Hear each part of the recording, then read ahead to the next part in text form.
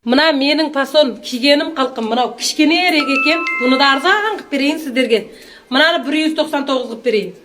Мына тура 70 кілдің төмен жағы киесіздер да, мынандай керемет әдемі шыққан, мынау. 100 бірәнсе чүн яңмау, мына жерге шейін өңкөй құлимау жыңда. Енді қараңыз, мынадан 3 рең қапты, бұларды мына үлкені, мынаны дүзгілі, дүзоңгілі кисе болады, мынаны 280-ден қып берем. Пифасын ала алмайсыз, қалқы мына 500-600 дүкенде ешенде сатылатын жыңы мынау. Мына көрдіңіздер ма? Міне. Тек Гүлсанада ғана осындай арзан киімдер бар, қалқым.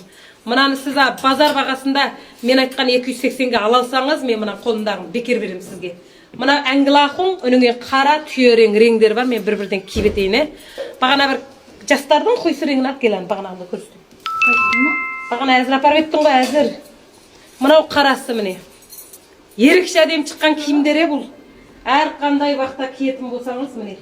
Оның үстіне бұның бір ерекшелігі ма, дүзгілі, балық, акула өмір тарихында киім сыймайтындар ерекше әдем шығады міне. Көрдіңіздер ма? Әр қандай адамға сияды.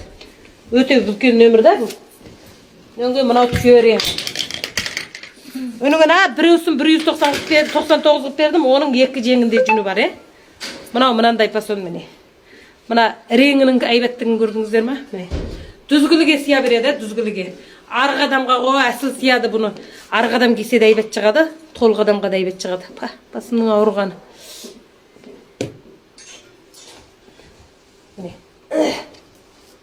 Мынаны 199-дан қып бердім, міне. Көрдіңіздер ма?